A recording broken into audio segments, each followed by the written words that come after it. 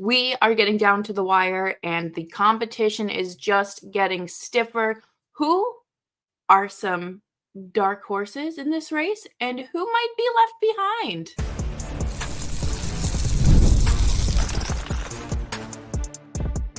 You're Locked On Flames, your daily podcast on the Calgary Flames. Part of the Locked On Podcast Network, your team every day. Hello, everybody, and welcome to today's episode of Locked On Flames. As always, I am your host, Jess Belmosto, and thank you so much for joining me. Today's episode is brought to you by FanDuel. Place your first $5 bet, and you'll get started with $200 in bonus bets guaranteed. Visit FanDuel.com to get started. Today, I wanted to talk about Zayne Parekh's, exit interview at the end of his time at Flames training camp, and just kind of his overall performance and, moving forward, what does that look like for him, as well as some stiff competition showing themselves during these preseason games. And Calgary's own Andrew Basha signed an entry-level contract. All that and more on today's episode of Locked On Flames. Make sure you are subscribed wherever you get your podcasts, as well as on YouTube. We are here for you Monday through Friday, 5 days a week, your team every day. I think that it's natural to be disappointed, right? When you have worked so hard. Like, even if you realistically know you're not, making the team, right? Like, there's a little disappointment there. But, I think that there's a lot to learn from how someone handles these situations and what they take away from it and how do they move forward. And on Friday, Zayne Parekh was reassigned back to his CHL team, the Saginaw Spirit, after playing 2 exhibition games, and he looked good. He's 18 years old, right? 18 years old. And he called that week a very humbling week, but it was good. And he puts it pretty well. You're going up against guys who are a lot older than you, that have more experience than you. And I want to read some of his quotes here. This is from Sportsnet. I believe this is Eric Francis's article. Let's see. You don't know what it's like to skate with Jonathan Huberdeau or the Kadris or the Backlunds. So you get on the ice with those guys and you're a little starstruck, for sure. I mean, yeah. I mean, you're going from skating with guys around your own age that all have this same dream of cracking the NHL, right? And to the guys who have proved themselves, who have, been in similar situations to where you were, whether it's, through the same system or whatever the case may be. Everyone that you are on that ice with has been where you are, fighting to make the team. He said, it's really humbling being around these guys, and you see how tough a league it is to crack, but I'm excited to try to crack it next year. You kind of understand how good these players are and how far away you are. I've got a long way to go, and I'm excited. That self-awareness is beautiful, because I feel like, Zayne Parekh is a very good hockey player. There is a reason why he went in the first round, right? And with his skill, you just need this time to refine it, right? You need to get it right before making that jump, so you can fix, whether it's bad habits or, work on this skill a little bit more, and really get it to that top level. So when you go to the NHL, there's, less, it's still you're still developing, but there's less to develop and less time it'll take for you to kind of get on your feet, if that makes sense. Let's see. But one thing he came to camp with in spades disappeared as early as the first prospect games. His skating. Yes. His skating is kind of, everyone's got flaws. But I mean, what do you expect from an 18-year-old that's going out there skating against guys who've been in the league 5, 6, 10 years? You know, it's very it's different. And like I just said, you have to work out those kinks, strengthen those skills. You know, we saw it with Matt Coronato too. He spent all summer working with a skating coach, and we have seen that improvement. So sometimes it really is just those few extra months to kind of like iron it all out. And another big thing here is that Parekh mentions he lacked confidence throughout the week. I thought my gaps were good and my stick work was good. I think I just need to be a little more physical down low, especially in the box out area. He's also 6 foot and only 185 pounds. We got to beef him up a little bit. We got to get him on some sort of nutrition plan, because as a defenseman, I don't think that that's necessarily going to fly. And he wants to come back stronger. He wants to come back bigger, and that's great. And it's good that there's a vision, and it's not just this short-sightedness that, you know, oh, I didn't make the team this year, so I just have to go out and hustle and grind with the Spirit and, you know, hope for better next year. Like, no, like he's elaborating, which is nice. And I think you don't oftentimes get that, but when you have a player that is, you know, fresh and green like Parekh, it's great. So he says Sam Honzek is a 20-year-old now, and we were talking about how much more comfortable he felt and how good he looked.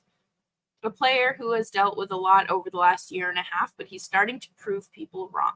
And we're going to talk about Sam Honzek here in a little bit, but that's the stuff, right? Like, there is a clear difference in the year from Matt Coronato to now. Sam Honzek from last year to now. So it really is about making the most of this time in between and optimizing and capitalizing on that. And I think he's not going to have a problem with that. I think that he is a naturally gifted and skilled athlete with all the resources in the world at his fingertips. I'm sure if he has access to team nutritionists. He has team chefs. Like, there are people who are able to set him up for success, and there's other obviously skill coaches along the way too. So this isn't something to be concerned about. People are talking about his like work ethic. I read that he graduated high school at 15. What were you doing when you were 15? I don't think you were graduating high school.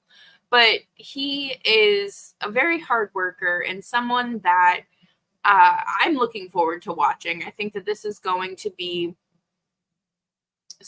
a future star for the Flames. And I'm very excited.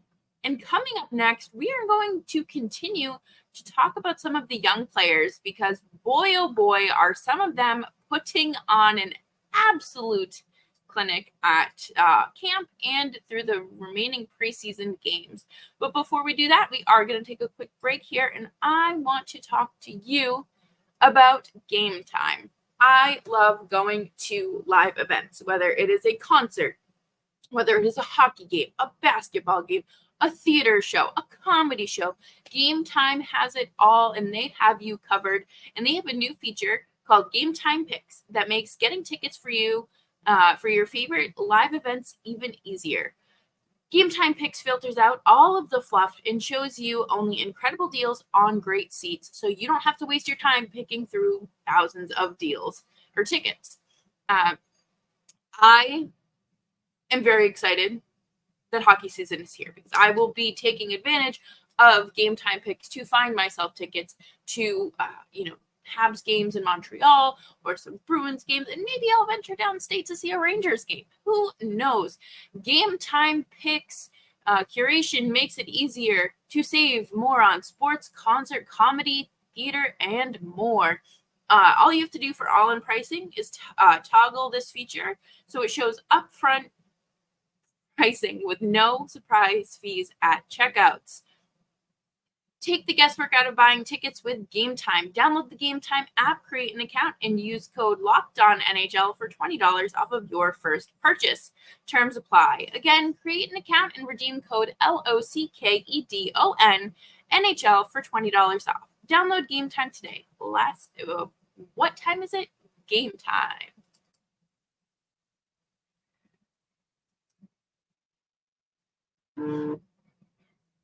Thanks, everyone, for hanging out with me today on Locked On Flames. Make sure you're subscribed wherever you get your podcasts, as well as YouTube.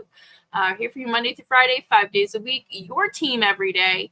And there will be a bonus episode dropping tonight with the 3 other non-playoff teams from the Pacific Division. And there's a lot of fun conversations there, and I'm looking forward to it, to watching it in full. And I hope you stick around, too. That'll be dropping at 6 p.m. Eastern Time.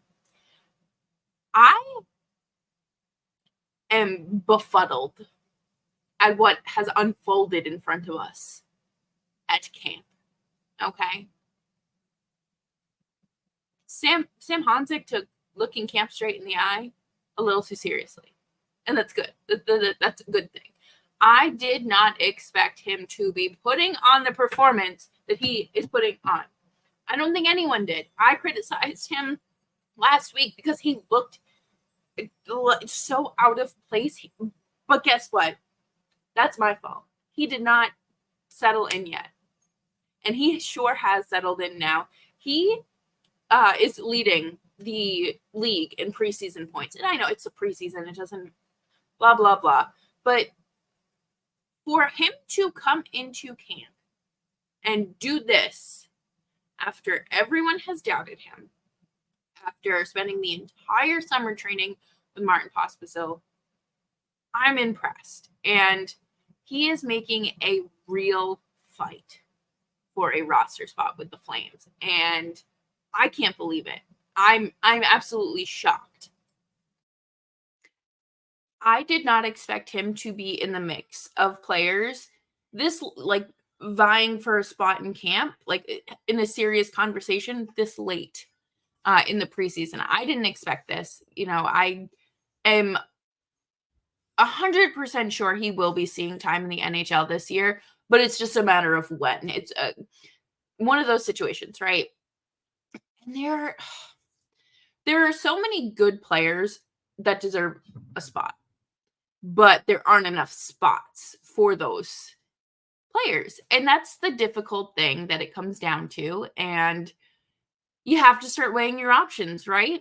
And looking at it like a real general manager, who should be playing on this team? Who is going to give this team the best chance of winning? I don't know what we're trying to win. I think just games at this point. We're not looking at the big picture. But there is a problem. There is a glaring problem, and that is Jakob Pelletier. The vibes are not great. He is not performing at the level you want him to be. Okay, he's 23 years old. He's spent time in the NHL before. Where is it? Where is that speed, skill, and offense that we know exists? And players like Sam Honzek and Adam Klapka and Matt Coronato are doing laps around him to the point where I don't even think a lot of people are considering giving Pelletier a roster spot. But what comes with that is placing him on waivers. A lot of teams might be interested in a player like that. Someone who needs, a fresh start, someone who is speedy, skill, can a good hockey player just needs a chance to prove himself. And I am a little biased because he is one of my favorite prospects, but I think, there comes a point where you have to explore options. And obviously I want him to stay a Flame, but if he is not the best option and this is not the best fit for him and he feels that same way, it might be time to, explore those options. And I hope that's not the case. But again, there are so many good young players in this prospect pool that it could be beneficial for his own career. And at the end of the day, that's what it's about for these guys, right? So someone could claim him if they put him on waivers. But I feel like a lot of it does feel like an unspoken rule. Like, you don't claim guys that are on like waivers in the preseason being sent down. It's like an unwritten rule, it feels like. But I don't know. You never know. I'm pretty sure, isn't that how the Flames got AJ Greer? No, that was during this season, I think. Anyways, the Flames don't typically claim players off of waivers. Obviously, Adam Ruzicka got claimed last year. So, there is always a risk. I would not be shocked if a player like Sam Honzek, Matt Coronato easily, even Adam Klapka got a spot over Pelletier, unless he does something ridiculous in these next few remaining preseason games. Tuesday is the start of October, and we're here. First game is a week from Tuesday, which is very exciting. But in other news, Kevin Ball made his preseason debut. Good for him. Glad he's feeling better. Looked fine. Not really much to write home about there. It is what it is. He's not a bad player by any means, obviously, but I do miss the defense from last year. I will say that. But that's okay. Things have to change, and things are going in a good direction for the Flames. Also, Kadri took a spill with Blake Coleman during practice. Apparently, it looked a lot worse than it actually was. Still not great.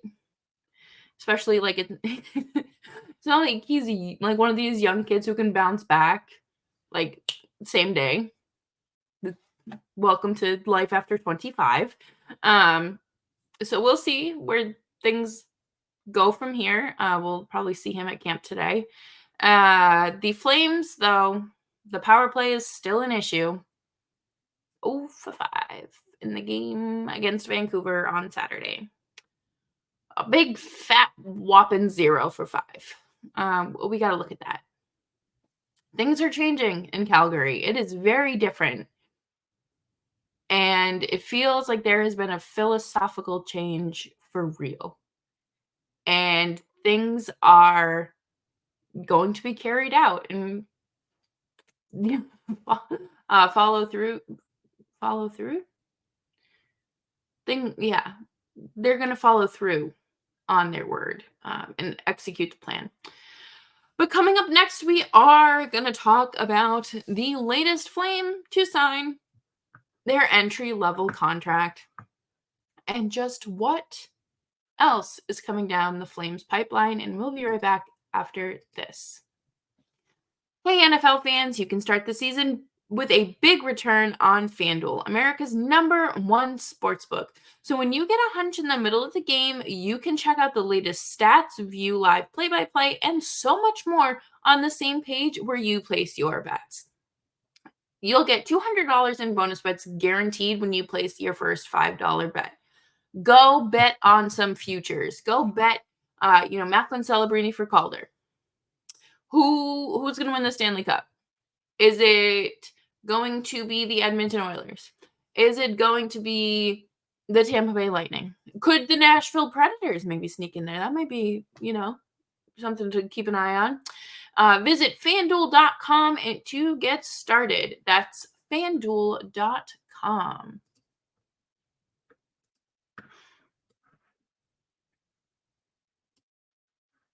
Thanks, everyone, for hanging out with me today on Locked On Flames and making the show part of your day. I appreciate you. I hope you have had a great weekend, a great start to your fall. It's crazy that we are less than 2 weeks away from the Flames home opener. It's wild to think about.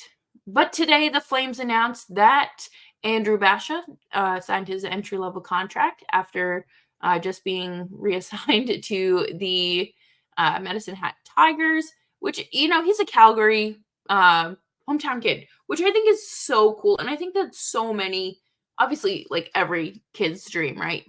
You want to play for the, like John Tavares and his Maple Leaf betting, right? Like that is the dream.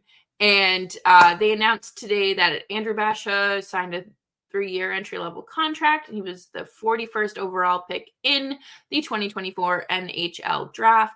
He spent last season with the Medicine Hat Tigers of the WHL, and he scored 30 goals and 55 assists in 63 games.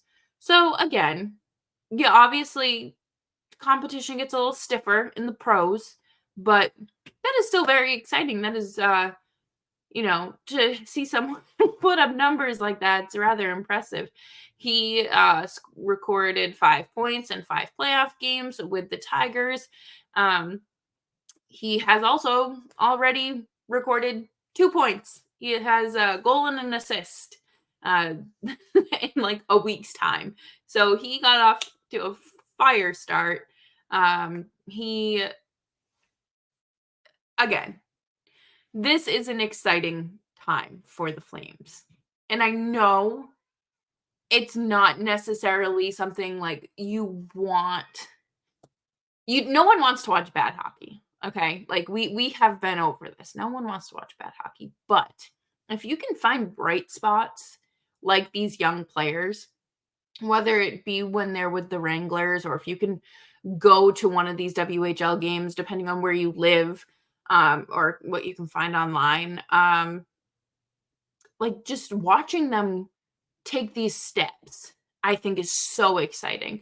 And, we're watching it now with like Matt Coronato and even Sam Honzek, like Dustin Wolf. Dustin Wolf's progression and development over the last 5 years has been some of the most fascinating hockey I have watched in my adult life.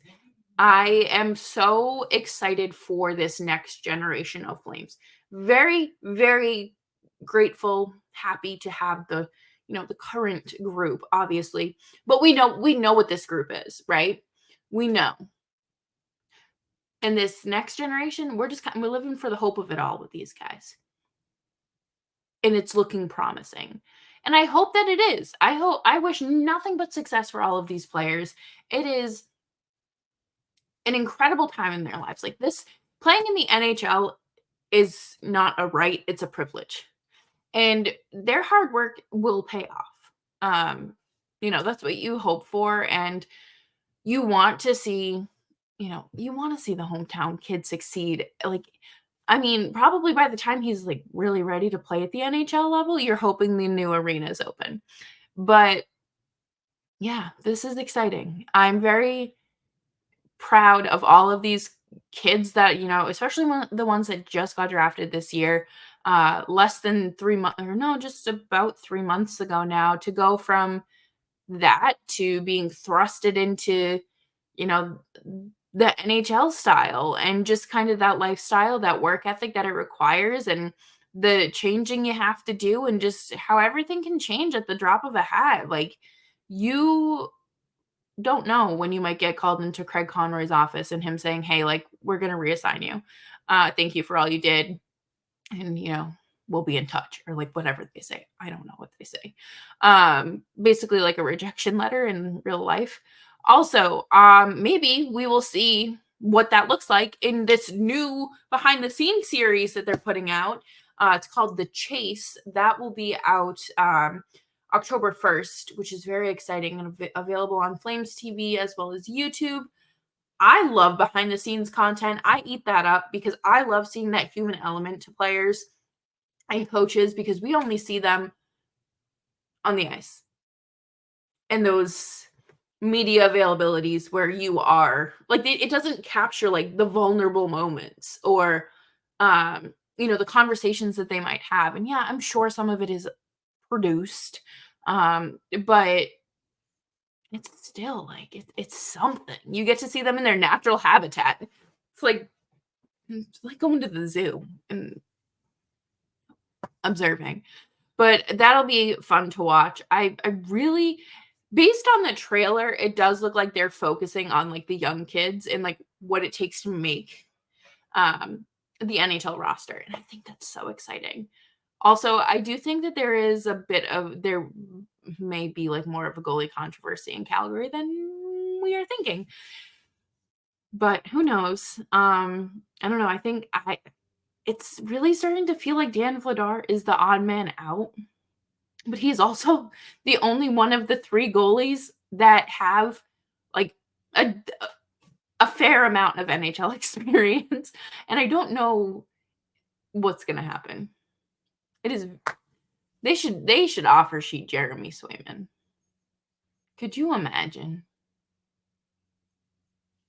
That would be hysterical. I Why not? I mean, please don't do that. It's not a good idea, but that's crazy. Well, hopefully the Bruins fans get what they want and they get an extension there, and hopefully the Flames figure out their goaltending situation because I don't know what you're doing. Dustin Wolf is the only one that's waiver exempt out of the 3. So sending him down like is a free pass.